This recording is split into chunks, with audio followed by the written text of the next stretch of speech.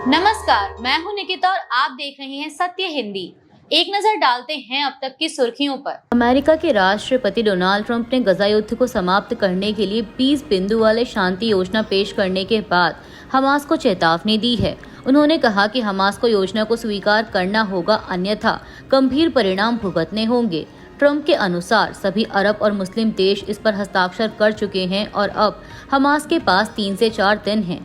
वहीं हमास ने कहा कि वह अपनी आधिकारिक प्रतिक्रिया देने से पहले योजना पर समूह के भीतर और अन्य फिलिस्तीनी गुटों के साथ चर्चा करेगा।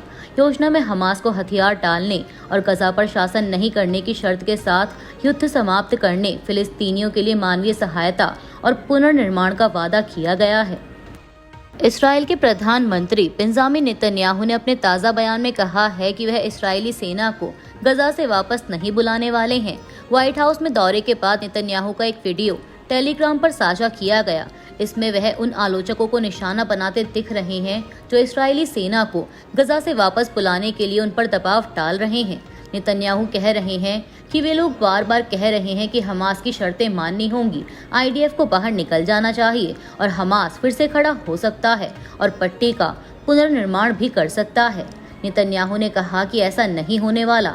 उन्होंने आगे कहा कि अमेरिकी राष्ट्रपति ट्रंप ने वादा किया है कि अगर हमास गजा में शांति के लिए 20 सूत्रीय योजना को ठुकरा देता है तो वह इसराइल को पूरा समर्थन देंगे। बता दें कि ट्रंप और नेतन्याहू की सोमवार को व्हाइट हाउस में मुलाकात हुई थी। इस बैठक में दोनों नेताओं ने गजा में शांति के लिए ट्रंप की 20 सूत्रीय योजना पर चर्चा की। इस योजना पर इस्राएली प्रधानमंत्री ने सहमति जताई है, जबकि हमास अभी इस पर विचार कर रहा है। अमेरिकी राष्ट्रपति डोनाल्ड ट्रंप ने व्हाइट हाउस में इस्राएली प्रधानमंत्री नेतन्याहू के साथ मिलकर गजा के लिए 20 सूत्रीय युद्ध विराम प्रस्ताव पेश किया, जिसे उन्होंने ऐतिहासिक बताया। यह इस योजना के तहत गजा में एक अस्थायी गैर राजनीतिक फिलिस्तीनी समिति शासन संभालेगी, जिसकी देखरेख ट्रंप और पूर्व ब्रिटिश पीएम टोनी ब्लेयर के नेतृत्व में बने शांति बोर्ड द्वारा की जाएगी। प्रस्ताव में हमास को गजा से बाहर करने, बंधकों और कैदियों की अदला बदली और युद्ध विराम लागू करने की बात कही गई है। इसराइल गजा के अंदर सुरक्षा उपस्थिति बनाए रखेगा। हालांकि विशेषज्ञों का कहना है कि प्रस्ताव में गजा की शासन व्यवस्था, फिलिस्तीनी अथॉरिटी की भूमिका, अंतर्राष्ट्रीय सेना के गठन और इसराइल की वापसी की समय सीमा जैसे अहम मुद्दों पर स्पष्टता नहीं है। फिलिस्तीनी राज्य का जिक्र भी केवल संभावना के रूप में किया गया है, इसीलिए इसे लेकर कई सवाल अनुत्तरित हैं और इसकी सफलता संदिग्ध मानी जा रही है। अमेरिका के राष्ट्रपति ट्रंप और इस्राएली प्रधानमंत्री बेंजामिन नेतन्याहू ने कहा है कि वो गजा में शांति की नई योजना पर राजी हो गए हैं। इस पर कई मुस्लिम देशों ने बयान दिया है। इस शांति प्रस्ताव का Qatar, Jordan, UAE, Indonesia, Pakistan, तुर्की, सऊदी अरब और मिस्र के विदेश मंत्रियों ने स्वागत किया है। उन्होंने अमेरिकी राष्ट्रपति डोनाल्ड ट्रंप की नेतृत्व क्षमता और गजा युद्ध खत्म करने के लिए उनके प्रयासों का स्वागत किया।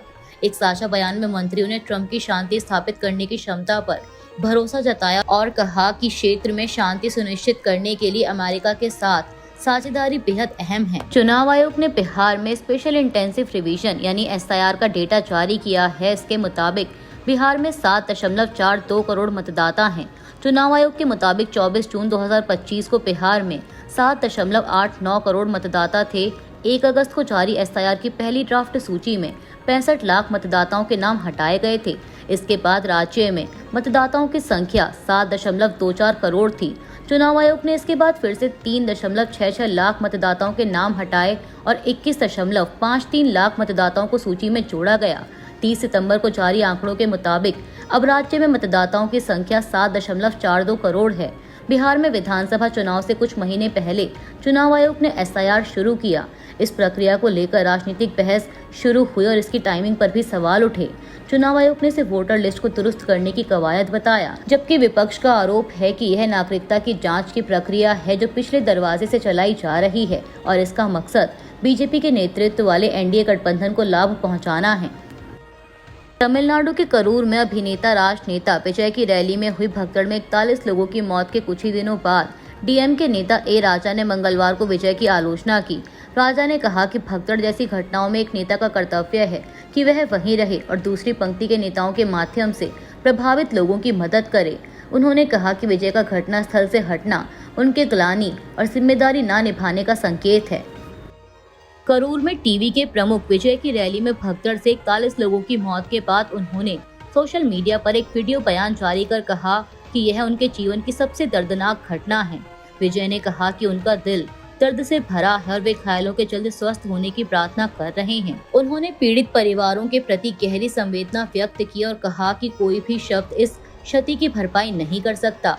विजय ने बताया कि घटना के बाद वे इसलिए लौट गए ताकि और दहशत ना फैले और कोई नई अप्रिय घटना ना हो। उन्होंने कहा कि रैली से जुड़े सभी निर्देशों का पालन किया गया था, फिर भी उनकी पार्टी के पदाधिकारियों और समर्थकों पर एफआईआर दर्ज की गई है। विजय ने कहा कि यह घटना केवल करूर में हुई, बाकी जिलों में सब ठीक रहा और जनता सच्चाई जानती है। उन्होंने भरोसा जताया कि घटना की सच्चाई जल्द सामने आ जाएगी। अभिनेता, राजनेता और टीवी के प्रमुख विजय ने मुख्यमंत्री एमके स्टालिन को भी एक कड़ा संदेश दिया है। विजय ने एक्स पर जारी वीडियो में कहा कि अगर बदला लेना है तो उन्हें निशाना बनाइए, लेकिन उनके पार्टी कार्यकर्ताओं और समर्थकों पर हाथ ना उठाइए।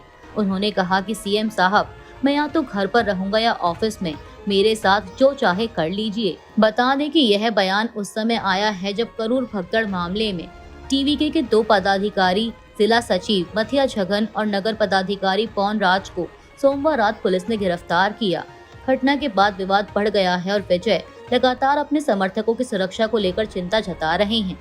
केंद्रीय मंत्री और लोक जनशक्ति पार्टी रामविलास के अध्यक्ष चिराग पासवान ने मंगलवार को कहा कि जनसुराज पार्टी के संस्थापक प्रशांत किशोर की राजनीति की शैली आम आदमी पार्टी के अरविंद केजरीवाल जैसी है। उन्होंने बताया कि प्रशांत किशोर लगातार वरिष्ठ नेताओं पर आरोप लगा रहे हैं, लेकिन सच्चाई जांच से ही सामने आएगी। यह प्रतिक्रिया बिहार में किशोर द्वारा भाजपा नेता और उप मुख्यमंत्री सम्राट चौधरी पर लगाए गए आरोपों के बाद आई है। किशोर ने दावा किया था कि 1995 के हत्या मामले में चौधरी ने अदालत में झूठी जानकारी दी थी और उन्हें बर्खास्त किया जाना चाहिए। चिराग पासवान ने कहा कि जिन नेताओं पर आरोप लगे हैं वे अपना बचाव कर सकते हैं और उनमें से एक ने प्रशांत किशोर को 200 करोड़ के बेनामी जमीन लेन देन के आरोप में मानहानि का नोटिस भेजा है। वहीं प्रशांत किशोर ने चेतावनी दी है कि अगर चौधरी नोटिस वापस नहीं लेते तो वह 500 करोड़ रुपए के और भ्रष्टाचार के मामलों का खुलासा करेंगे। उत्तर प्रदेश के मुख्यमंत्री योगी आदित्यनाथ ने हाल ही में जातिगत रैलियों पर प्रतिबंध लगाया है, लेकिन पत्रकार हसन सुरूर का मानना है कि इसे और व्यापक बनाया जाना चाहिए। उन्होंने टाइम्स ऑफ इंडिया में लिखा कि अगर सरकार सच में समाज में विभाजन और सांस्कृतिक शक्ति प्रदर्शन को रोकना चाहती है तो इस प्रतिबंध को धार्मिक जुलूसों और सार्वजनिक धार्मिक समारोह तक भी बढ़ाया जाना चाहिए। हसन सुरूर ने बताया कि जातिगत रैलियों की तरह धार्मिक जुलूस भी सामुदायिक ध्रुवीकरण का मंच बन जाते हैं और ढोल नगाड़ों व लाउड स्पीकरों की आड़ में तनाव पैदा कर सकते हैं। उनका कहना है कि लोकतंत्र में हर नागरिक को धार्मिक और सामाजिक पहचान जीने का अधिकार है, लेकिन सार्वजनिक और आक्रामक प्रदर्शन दूसरों की स्वतंत्रता और शांति को प्रभावित कर सकता है। विश्लेषण में बताया गया कि धार्मिक जुलूसों पर रोक लगाना जातिगत रैलियों से कठिन है, क्योंकि संविधान धार्मिक स्वतंत्रता देता है और ये आयोजनों में सामूहिक पहचान और शक्ति प्रदर्शन से भी जुड़ा होता है। इसलिए इन्हें नियंत्रित और सीमित करना प्रशासन और समाज दोनों के लिए जरूरी और लाभकारी होगा। पाकिस्तान के क्वेटा में मंगलवार को अर्धसैनिक बल फ्रंटियर कोर मुख्यालय के बाहर एक शक्तिशाली कार बम धमाका हुआ, जिसमें कम से कम 10 लोगों की मौत हो गई और 30 से अधिक घायल हुए। पुलिस के मुताबिक 6 आतंकवादी कार से बाहर निकले और सुरक्षा बलों पर गोलीबारी भी की, जिसके बाद गाड़ी में विस्फोट कर दिया गया। सभी हमलावर मारे गए। धमाका इतना जोरदार था कि मीलों दूर तक इसकी आवाज सुनी गई और आसपास की इमारतों व कारों को भी नुकसान पहुंचा। प्रांत के स्वास्थ्य मंत्री बख्त काकड़ ने मृतकों की संख्या बढ़ने की आशंका जताई है। प्रधानमंत्री शहबाज शरीफ, राष्ट्रपति आसिफ अली जरदारी और मुख्यमंत्री सरफराज भुगती ने हमले की निंदा की और कहा कि आतंकवादी कायराना हरकतों से राष्ट्र के संकल्प को नहीं तोड़ सकते। यह हमला हाल ही में क्वेटा में हुए एक आत्मघाती धमाके के बाद हुआ है, जिसमें 13 लोग मारे गए थे।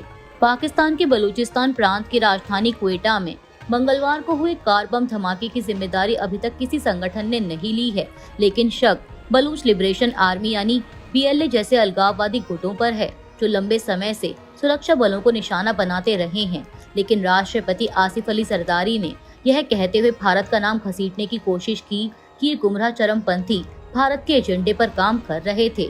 उन्होंने इस आत्मघाती हमले की निंदा की। राष्ट्रपति सचिवालय के एक बयान में कहा गया कि राष्ट्रपति ने कहा कि फितना अल खवारिज और भारत के हितों के लिए काम करने वाले तत्व पाकिस्तान की शांति और स्थिरता को नुकसान नहीं पहुंचा सकते। उन्होंने समय पर और प्रभावी कार्रवाई के लिए सुरक्षा बलों की सराहना की, जिससे आतंकवादियों की नापाक चाल नाकाम हो गई।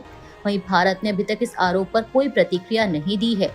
बलूचिस्तान लंबे समय से हिंसा और हमलों से जूझ रहा है। हाल ही में क्वेटा में राजनीतिक रैली और रेलवे स्टेशन पर हुए धमाकों में दर्जनों लोगों की जान गई थी। जानकारों का मानना है कि असमान विकास और राजनीतिक अलगावहीन हमलों की जड़ है। सरकार ने हमलावरों के नेटवर्क को खत्म करने का वादा किया है, लेकिन विशेषज्ञ मानते हैं कि राजनीतिक समाधान के बिना शांति मुश्किल है।